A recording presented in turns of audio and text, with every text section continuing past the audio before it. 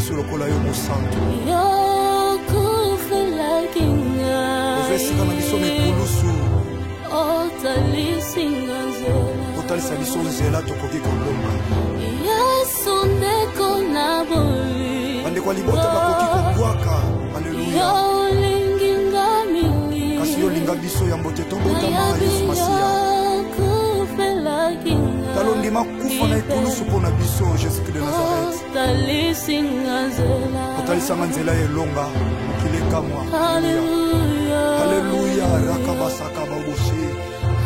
Yekamana ya baboshi. Jésus, alléluia, alléluia. Na ukimela wapi?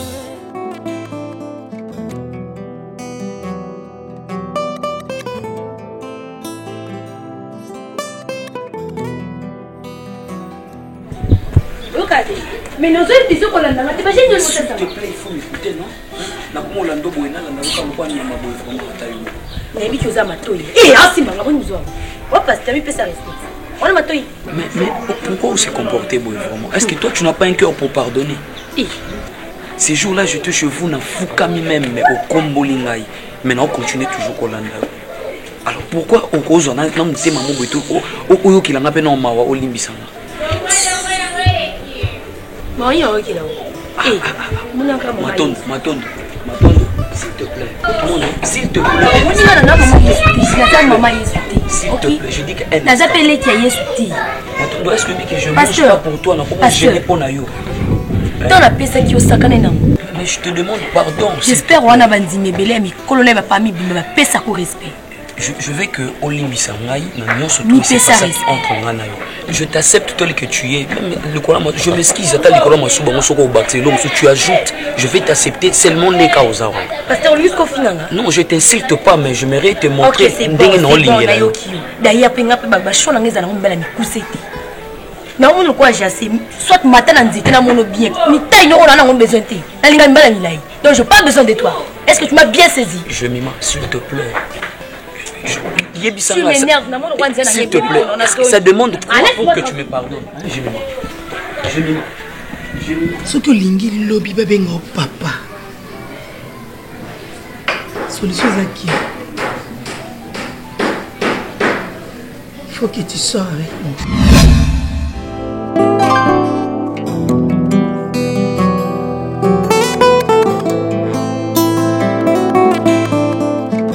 C'est pas possible.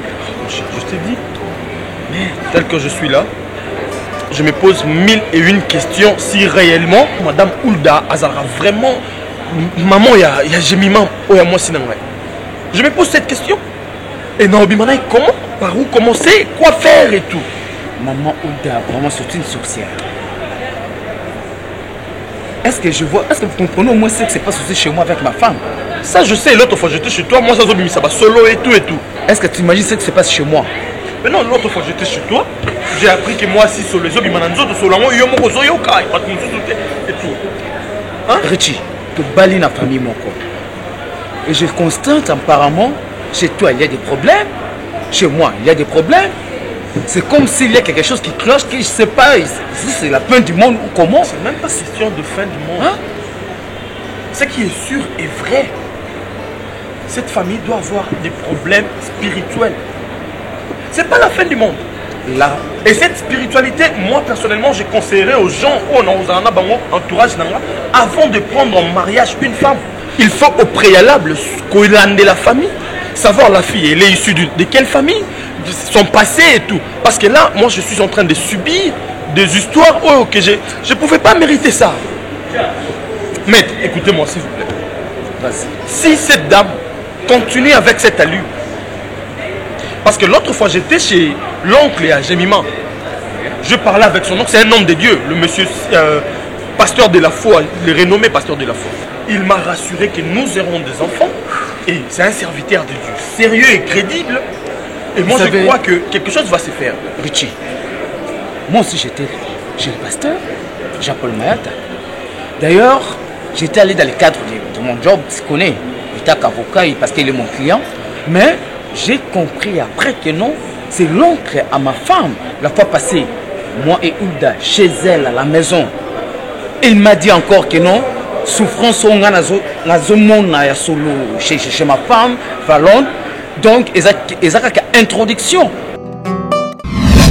Je te jure. Ne me dis pas que Paul te confirme que c'est juste un début. Je te dis, il m'a dit que c'est l'introduction. Il aura développé une conclusion. Il va dire si c'est la conclusion, c'est ma mort. C'est ça que je suis en train d'imaginer. Écoutez, Richie, moi je pense que tu dois porter plainte. On doit porter plainte ou bien je dois porter plainte? Moi, chez moi, avec les histoires de guerre, comment? Parce que la justice traite avec les allégations. Moi, je crois en Dieu. Déjà, à la base, moi, je suis un chrétien. Je l'ai dit tous les jours. Je suis un chrétien. Je crois en Jésus-Christ de Nazareth. Le Dieu qui est capable de changer l'eau en vin. Donc, stérilité, moi, je crois, après cette forte prière qu'a fait le pasteur de la foi, qui est l'oncle à ma femme, je crois fermement que ma femme va concevoir. Et moi, j'aurai des enfants. Parce que la Bible dit, il n'y aura ni femme stérile. C'est ça. Vous comprenez? Moi, je crois que j'aurai des enfants. Vous savez, moi, je ne connais pas Ndakonganga. L'impossible n'est pas Dieu. Vous comprenez un peu? Donc, moi, je crois que...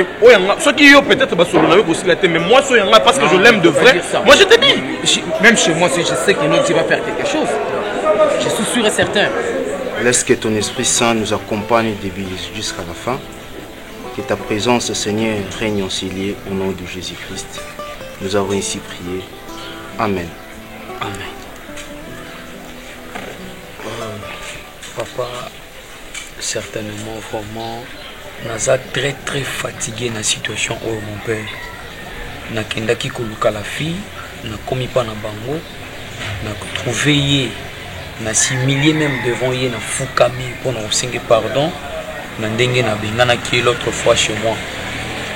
Mais la fille, elle a refusé de me pardonner.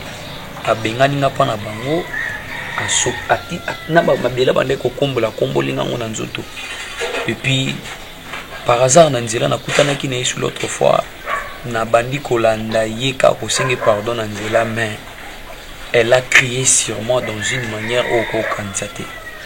Donc je ne sais pas que je fasse encore quoi. Prière tout ça ou juste des anonymes. Voilà pourquoi on a baki na yana nous comment nous tinanda pour na na ibisayo qu'est-ce qui se passe. Et Nagno Solubiwana, que comptes-tu faire maintenant? Abandonner ou poursuivre? Mon père, vous m'avez dit que Naluka la fille. Naluki la fille, maintenant c'est elle-même. Mais tu es un homme. Je ne sais pas si c'est ce que tu oublies. Ou bien gagné par le simple fait qu'il a subi. Tout simplement. De toi-même, tu ne voyais pas que même la mission au moto, c'était une chose qui était spirituelle. Parce qu'une fille, c'est une grande fille, à Souba, quand elle a somnolé, ce n'est pas normal. Ne te fatigue pas. Persévère. Tu comprends? Je sais que Nzamba ebi makambo yo ndenge se passé. Et comme par hasard. Hein? Zala na molindi et ça finira par s'arranger.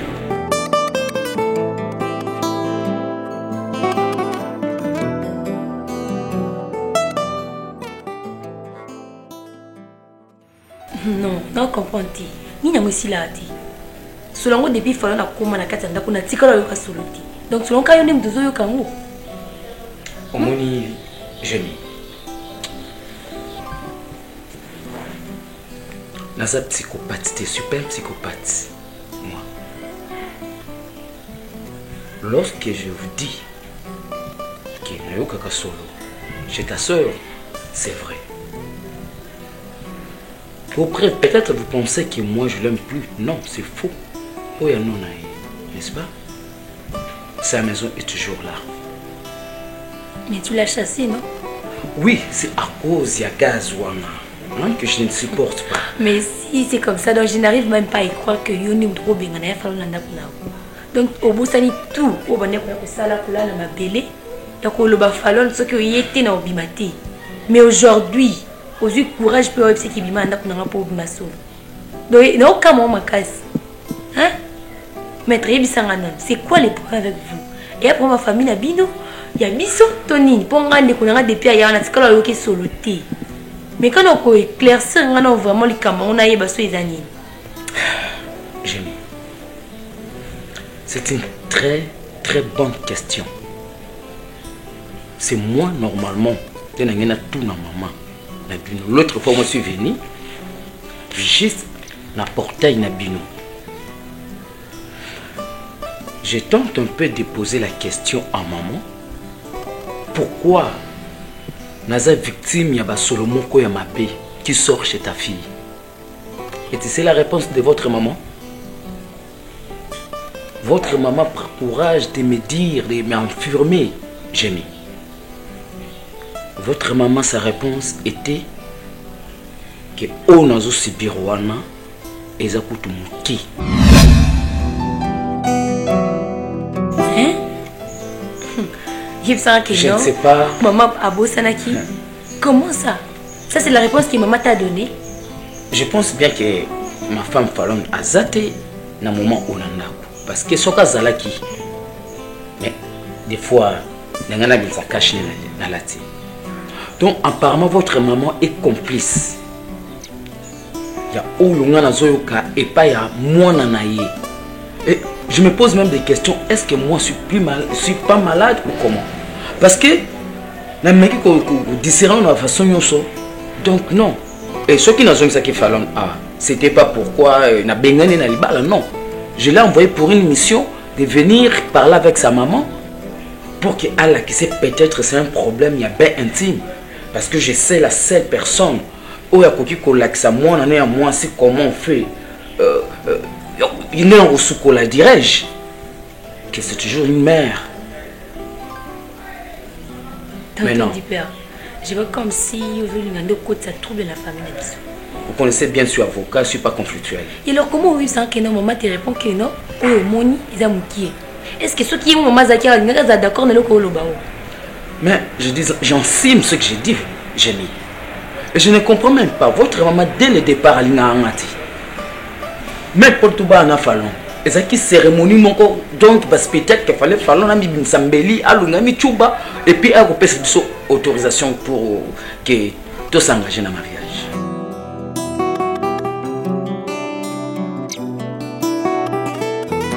Vous n'avez rien du tout.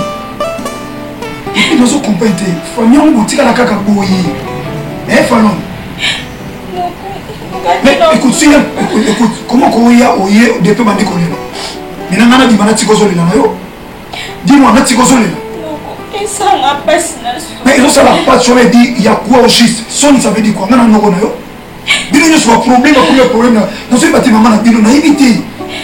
Non, il y a des gens qui n'ont pas dit qu'on a solo.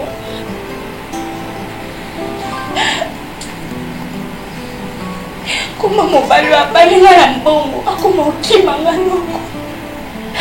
Yo kanga solo na bima libanda batwa yo kanga solo te petit père aso akokali soko vana na boesi akimanga menda mbetu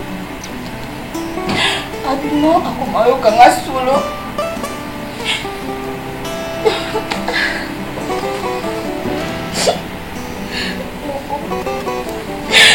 ayo lukilanga solo kolokoka te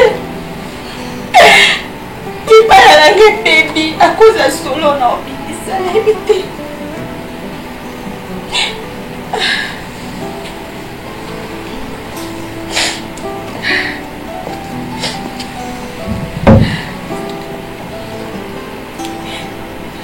Yves Sama, Izani, Zala bref. On continue la zaboué. Il parle à la baby à cause mon banango yo kanga solo. On a évité son nom pour obtenir tout bandi boyo que solo ana. Si on a mis banda, na tout solo ana ba bazo kanga solo ko ipsana vite. Mais tout bandi boyo kanga solo non. Et manini mobala ayoka yo ozo dégager mauvais odeur. On a eu la solution za mama la ngai. Comme Aza maître avocat, comme des cas makasi. Aza maître avocat. Oui, non.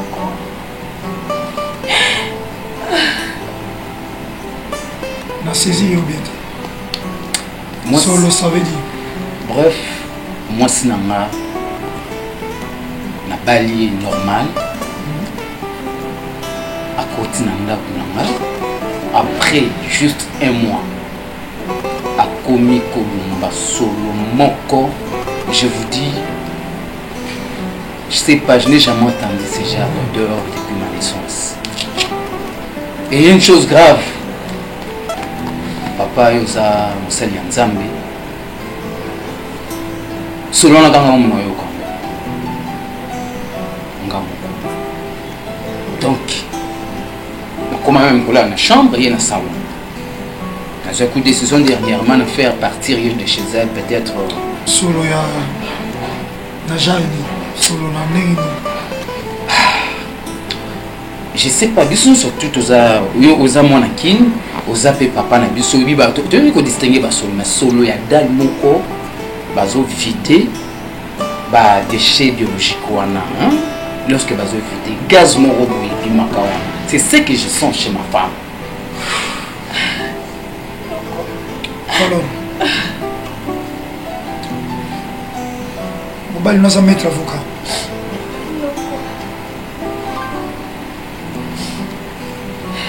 C'est pas maître d'hyper. Hein? Il s'appelle maître d'hyper. Oui.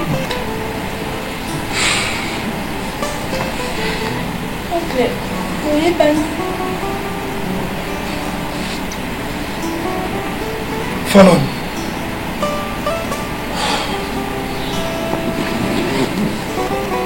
Maître d'hyper,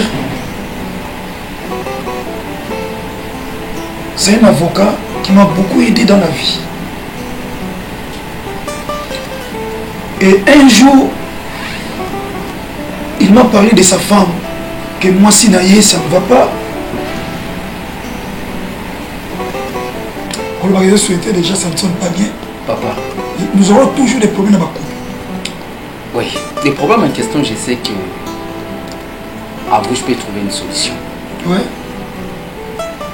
Vous savez, ceux qui n'aiment pas bien, droit au lobby, on a qui vraiment c'est parce que je suis empoisonné indirectement. Empoisonné? Oui, indirectement. Indirectement par ta femme? Oui. Dans quel sens, s'il vous plaît? Est-ce que vous avez dit solo et bon, sur les empoisonnés, soit déméré dans le solo, mon corps, et qu'on peut se malade, peut perdre sa vie. Maître, on a saisi au bien. Moi, solo, ça veut dire. Bref, moi, c'est na bali normal. À côté nanga. Après juste un mois, à komi kolumba solo moko, je vous dis, je sais pas, je n'ai jamais entendu ce genre d'odeur depuis ma naissance. Mais je ne savais pas du tout que c'était ma propre nièce. Ou le maître d'hyper abaneko. Mais si j'étais mauvais, vous savez que boyaye. Autre livre, ça la bisauté, tout ça, j'ai donné conseil à maître, j'ai dit maître, Luka va ça l'ensemble, tu persévérer dans la prière. Et ça normal, moi ça c'est normal. Et du coup, on a dégagé sur le mabé. Et là j'ai compris que ce qui tire aux ananda, c'est peut-être pour le conseil, puis c'est maître d'hyper. Fallon. C'est un problème spirituel. C'est un problème spirituel. Depuis Naye, j'ai compris que Mino Nabino et Komingai, mais Bino te batubolié manga. Je suis votre oncle. Dans ma qualité de serviteur de Dieu, tu trouver solution parce que Christ est la solution. Ça m'a beaucoup la tendance.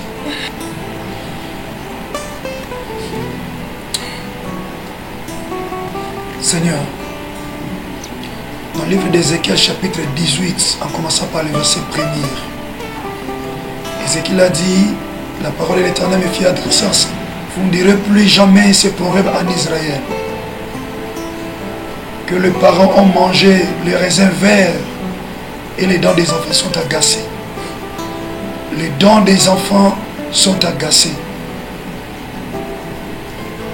Parce que tu as ajouté dans ta parole, dans ce même livre, que l'âme qui pêche, c'est celle qui mourra. Utilise-moi en qualité de ton serviteur pour la délivrance de ma famille. Que mes nièces soient librement délivrées. Au nom de Jésus de Nazareth. Amen. Fallon, écoute. Fa, ne pleure plus, ok? Nazam no konayo. La Bible dit, ce que tu vois aujourd'hui, tu ne le verras plus jamais. Ok? J'ai des choses à dire à ta maman, y compris tes soeurs. Ne pleure pas, s'il te plaît. Ne pleure pas. Non, c'est fini. N'est-ce pas? Fallon, Christ est Seigneur. La Bible dit, il y a encore de l'espoir pour ceux qui vivent. Il y a encore de l'espoir. Parce que Christ est vivant. Nous allons permettre à Zonga. Il a quelque chose à faire pour vous. N'est-ce pas? Seigneur, je recommande ma nièce entre tes saintes mains. Règne dans sa vie, dans son couple. Pour permettre à ce que son mari a la référence Yangai. Parce que tu savais qu'un colo au passé par moi pour que ce foyer soit complètement restauré. Au nom de Jésus de Nazareth. Amen.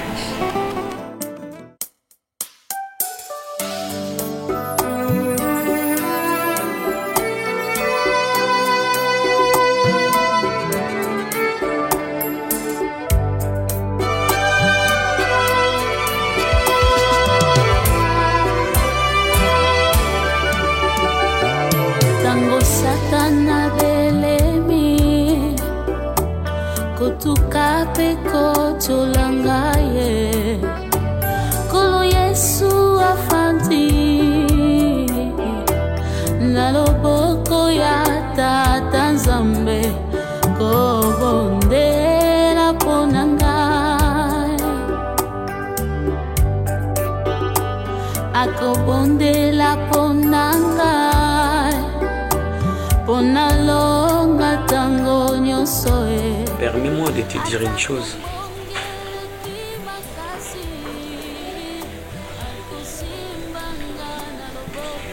Très bien habillé. Merci. Apparemment, le roi Ndoto n'a l'autre qui t'a entoqué sa civile. Au latin cabo, je vois. Donc, si je savais que au latin j'allais être un soulier,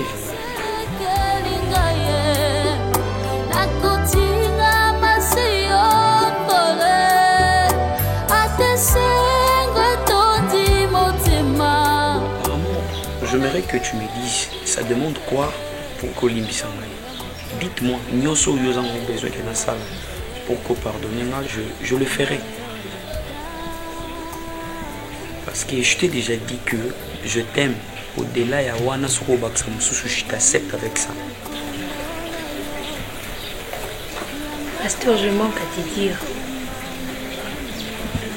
Parce que n'habite ce jour ni nuit qui Kangawa. Je avais parlé avec ma grande sœur. Oui. Si aujourd'hui nako le vacu na limbisio, c'est grâce à grande sœur Nanga. Attends, tu as envie de me dire que tu m'as pardonné? Koulukanga na bande la réponse Nanga 2 à 3 fois. Parce que tu m'as bien saisi. Dans le but sorti na kolimbisa kayo lilo. Oui. C'est grâce à grande sœur Nanga. Gloire à Dieu. Et alors, malobani misuya sikoelina. Maloba sika, Ezara, je t'aime pour je t'aime inspiraté. Ok, d'accord, merci beaucoup. Grande sœur m'a expliqué qu'il y a une chose qui a propos à Vinaï, ainsi que famille Nabiso. Vraiment, Biso n'était pas victime. Mais on a aligné le canal, merci. Oui, certainement. Je crois que Dieu avait permis à ce que tu Kutana, non seulement qu'apprendre Bolingo, mais à travers moi, délivrance et côté la famille. Et Kobo, ça a été le premier jour qu'on s'est vu, tu m'avais dit que Nanzela Nanga, Dieu peut faire quelque chose. Et ça parole, bien que tu me chassais, il y a mon et Dieu m'avait montré autant de choses dans votre famille. À parler sur grande sœur non solo là qui n'avait vu à la réalité, et certainement j'avais eu vraiment le temps de prier aussi pour ça. Dieu m'avait confirmé que au bon vivre, ils avaient une binoté. En fait, ils avaient la loi établie mon bino. Et dans votre famille, il y a un serviteur de Dieu. Ça demande que vous ne croyez vouer vraiment ma réunion sur Abanaye, parce que c'est à travers lui aussi, grâce à Nzambe, pour ça, à ce que vous allez délivrer. Mais délivrance n'a pas été musicatée. Je crois que à bientôt là, Dieu va se manifester dans votre famille, mais vous allez apaiser. Des Bibles nous disent que votre cœur ne se trouble point et Bundimela toujours Nzambe, Dieu est capable de faire quelque chose. À travers l'Aïe, famille n'a pas besoin de délivrance. Donc, les années comme il y a plus beaucoup dans la société. Au beau vivre les lots, ils ont binoté mon salon. Des Bibles nous disent dans Jérémie chapitre 31, le verset 29, Baboti, Balié, Mangana Bangwangai, Kasibana Ndemutu Bakomo Yoka Minungai. La Bible dit celle corps qui pêche, c'est celle qui mourra. Donc jamais Yoko Bando vivre dans les sous-mots Mutu soit sali, Yobando subir conséquences nango. Ça veut dire le roi Binote Mutu commettra péché wana et Dieu est capable de s'obéir par serviteur de Dieu à famille Nabino pour poser problème Nabino et je crois que nous avons ça quelque chose à ce que Babylone et s'arrêter parce que Dieu ne veut pas que vous demeurez toujours dans les conditions. Donc c'est quand même ça.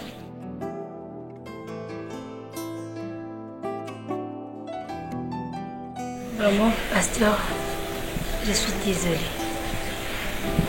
Nabaton so yaki ko cécisé nanai ko plus chance par rapport à acte posé qui jour nazaki panayo. Mais en fait ngai pinza na dala na bulinayo.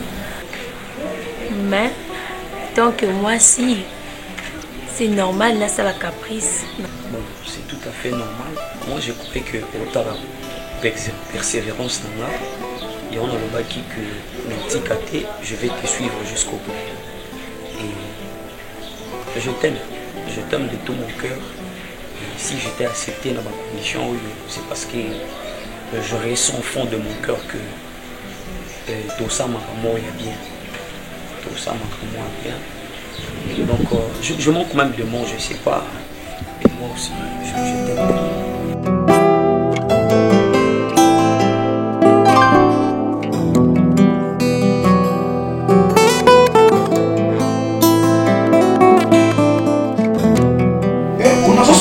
La présence na yo mo tu étais la présente. Oyena matondo génie afandi ao. Ponga muke mwana asali petit besoin asubi ao. Yoka ngate. Hein? Abena yoka. Vous êtes noko na bango. Wa noko na bango. Abena yo ndo yoka ate. Siko na mwana jolo baki noko ça se répète à tout moment. Olé singa. Pendant que j'étais d'abord dérangé pour un gémiment et puis pour la matondo. Et maintenant, il faut aller pour aller que mon bain n'a comment yoka iso. Yoka. Sosa na na zande kono mali yebisa. Problème non sama ba. Olia mbonga batu. Na lembonga ba. Osa na problème ni na batu oba ba to be fiti. Na lembonga batu te neti falon. Na boya ka libala na boya na bi o ke no kemba na ba libala yandi alingi na ese abali na mtu makasi na yeye raison pour laquelle ko mama kele bana yo sana o ba ta ko le mama na jambo mtu te ngala na innocence na ebe lokote mama mo li ba il n'est pas dit que ça na zomi qui savon on moment neti ngala ko mileki na yo non c'est pas ça nakolinga tiki banda olobana mo eza ko zo akizenga bana nga moko na oloka bango ezala te ata yo moko zonga mutu moi bana na yo neta wana ezolobelo nini mais nga mo pe dérange ngai solution maintenant hein kasi solution nous ko la bango zali c'est un problème franchement bon ngamba moi si le quoi yo aujourd'hui grâce bana babali officiellement mais bon qui écoute un problème et puis on s'en tranquille aussi pour plante ça yo tché on taboula na yo pe oui que quelque part vraiment na koka monde ndo pour ndo za noko na bango en réalité yo ne faut pas monde nga ebe no côté so pas moka baba na mo mabe pas ko funda ngi pa OK moto mo ba ko s'adresser ni makasi za ndeyo bazo funda te ka bana ko sa ba réclamation za na droit fana na l'ignorance tue. Ma grande, il y a la vérité. S'il vous plaît,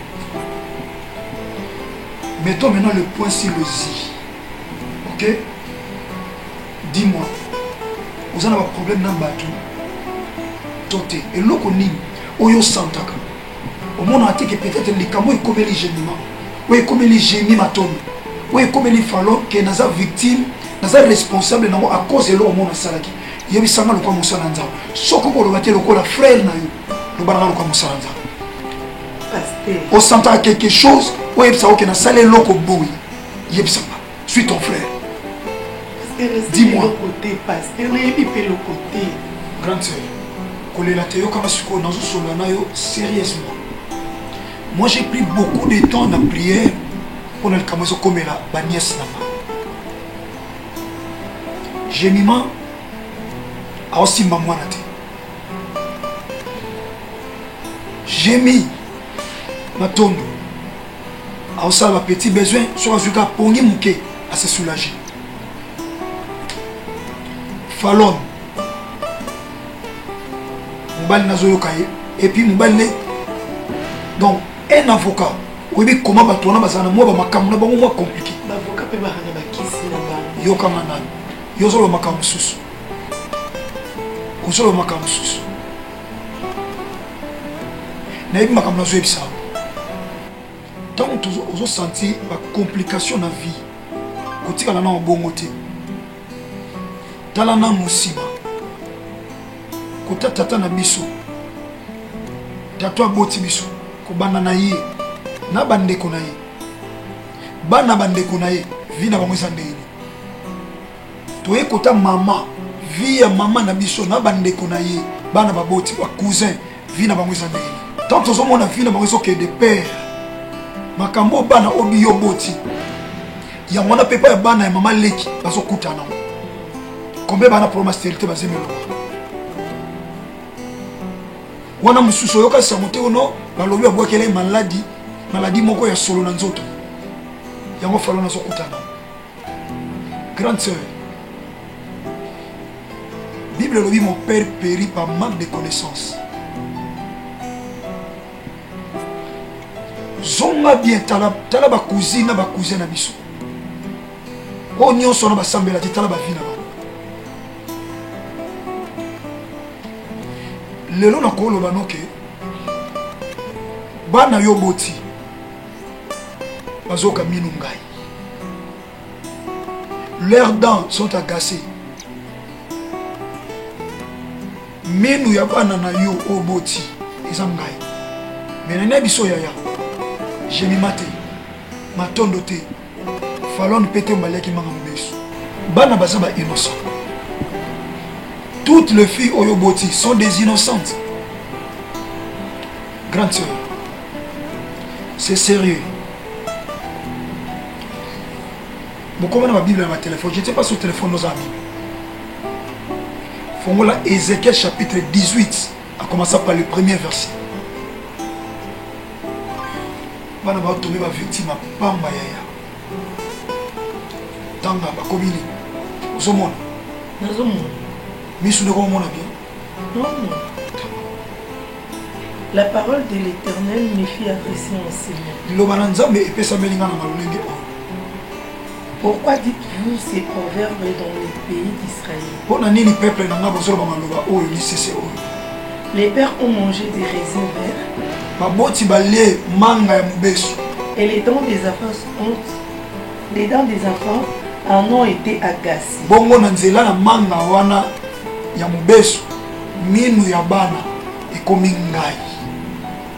Continuez. Je suis vivant, dit le Seigneur. Nzamba lobi pona falon. Nzamba lobi pona jemima pe pona mato. Naza nzambe na bomoi. L'Éternel, Kolo. Vous n'aurez plus lieu de dire ces proverbes en Israël. C'est possible baloba le soumaloba oyote. Continuez. Voici, toutes les âmes sont à moi. Ba ame mitema nyosho ya batu, ba ame nyosho ya batu. Eza na maboko na ye. Mutema jemima, mutema ya falon, mutema ya matondo nyosho eza na maboko ya Nzambe en ce moment. L'âme du fils comme l'âme du père. Mutema ya mwana lokola ya tata. L'une et l'autre sont à moi. Moko pe mususu eza na maboko ya Nzambe. L'âme qui pêche, mutema oyo eliemanga mobeso esali lisumu. C'est celle qui meurt. Ya onde mute ekufa. Koki pekasi. Merci. Nasuki avec peka wana. Na ngana baksa sote. Nayoki. Yaya, ba parents na biso batambule malamu te. Grande sœur, oza yaya. Oza na misu te lokola aveugle. Matoi te lokola sourd.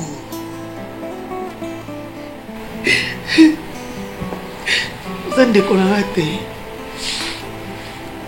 C'est la confession. Et vous comprendre que maman n'a pas souci de parents balia. Bango kate na ngai pe. Oya mama mbeso. Ngai pe. Mais on confesse quand nous sommes bana. Il faut bango passer. Puis ça vient bango. Donc maman oya ki manga mbeso. Yango pe bana bazoka mieno ngai. Yaya. Nakwenda bango. Nakonfese na misu na bango. Jésus. Nasala bango mabe.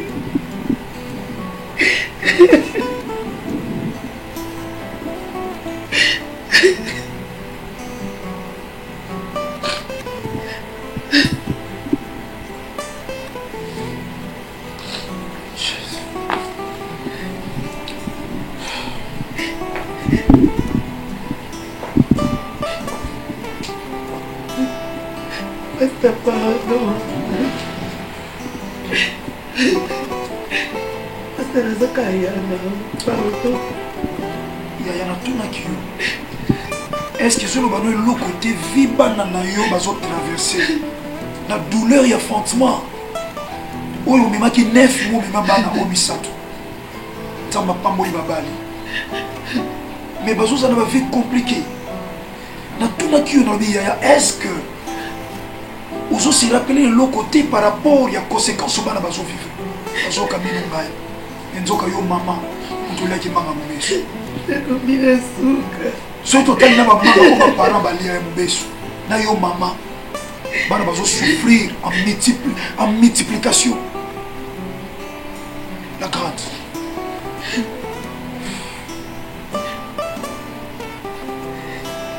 Vérité.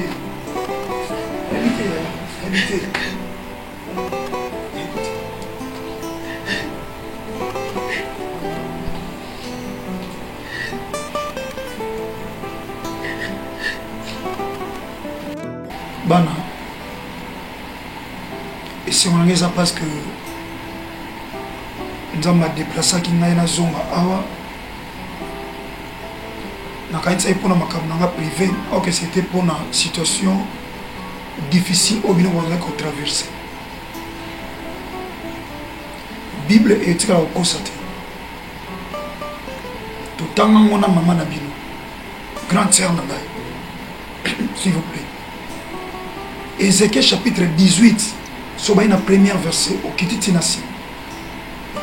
Bible zoloba batata balemanga mubesu, baboti, baparents balemanga mubesu. mais bana bazoka minu ngai yango tolobi dent agacé c'est-à-dire minu ngai bana bazoyoka mama na bino asololi na ngai oyo ezalaki privé na ye na ntina na liwa na elko donc liwa ya eko eza oyo nga na solo na mama na bino ndenge elekelaki sel Christ daza nzambe ayebi nyonso. Grande sœur, Bible lobby, ne pensez pas aux événements passés.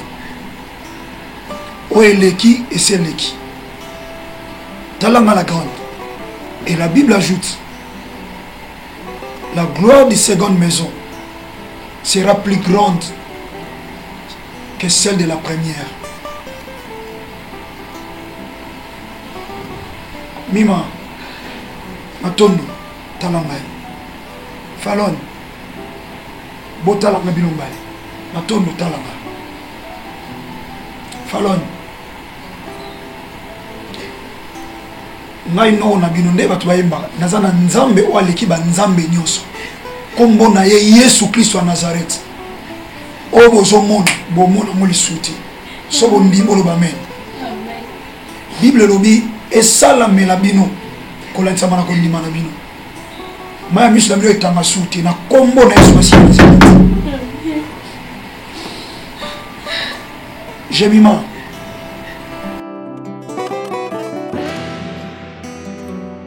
Job azoloba l'arbre a de l'expérience nzete eza na elikia so bakati yango ezolikia kekobota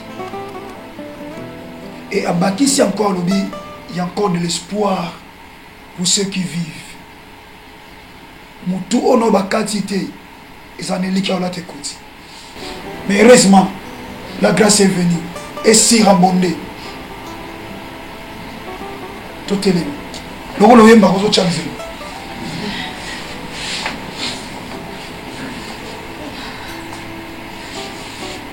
lelo kokangolama na bino atoliamanga mobesu lelo minunga ezosila Yesu Masiya Nazareth azodéclarer bino libre. Je crois la puissance du Saint-Esprit au nom de Jésus de Nazareth. Mima matondo zo même sur na loyembo tokita kengwa nzao kokangola malelo Bible lobi et ko salamela yo kolensa mana kondima na yo. La femme qui était atteinte d'une perte de sang depuis 12 ans, nzamba pesa ba promesse. Bartimée pas pesa ba promesse. La femme qui était courbée pendant 18 ans, a une promesse. Bino pe ba zo promesse lelo nzamba ndoko na bino Yesu Masiya Nazareth a okangola bino lelo. Amen. Toi manzembo le mona jema. Alléluia. Mima matondo zo même sur la grâce. Alléluia. Alléluia. Prends courage ma fille, ma nièce, Christ est là. Prends courage. Coulez la tête.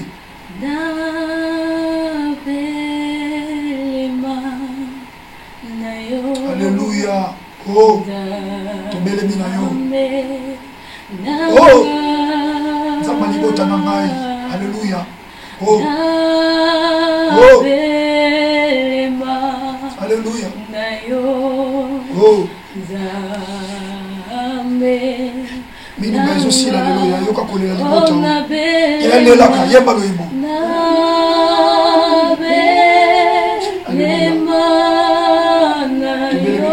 Santo.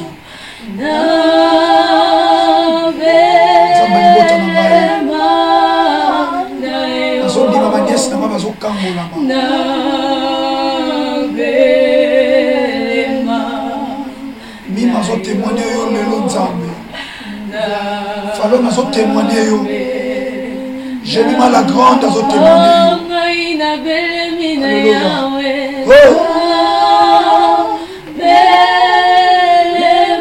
Alléluia. Je crois la délivrance Seigneur. Libérez Nzamba. J'ai mis la grande. Libérez Nima Matondo Nzambe. Libérez Fallon Nzambe. Libérez la maman mon Dieu. Ma grande sœur. Alléluia. Alléluia. Simbana, esanga loboko, simba moninga. Tata, olobi tolo bali sulté ba tata balemanga mobesumana ba okimino ngai. Merci, parce que dans Ozaki agacé, Kolo et comme une esengo, je crois ça. Kolela na bango e banda bomwana, souffrance na bango e banda bomwana. Metala lo Yesu Masia. Olongisi koseka na bango ekomi kolela bango na baliamanga mbesu koseka na ngai ekomi kolela na bango koseka libota na ngai ekomi kolela na bango lelo nzamba mayata a confondre ba une union sonkolo bakomi confondi po Yesu Masio koti likambo. Alléluia, alléluia.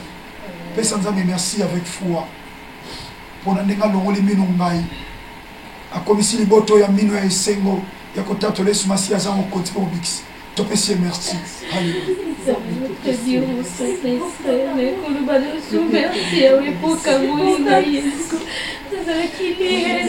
nous allons qui battre, nous allons qui de la classe à mon lit, Seigneur.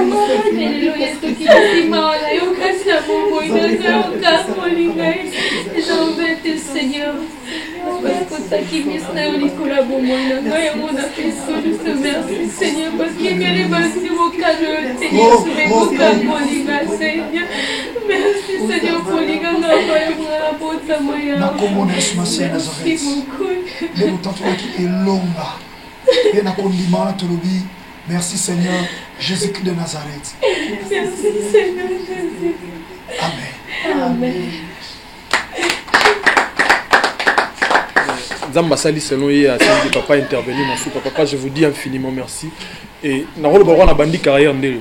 On dirait carrière n'a bandi lelo donc on a richi na commis film bino bo jouer papa, je suis vraiment reconnaissant et puis papa tienda kunaye donc naza l'homme le plus heureux du monde quoi. Merci beaucoup papa. Merci beaucoup. Maïna vous féliciter Bino parce que vous faites un bon travail. Biso tous abanzelo to leki a passe na musala théâtre. To souffre na ba chaîne na ba télévision.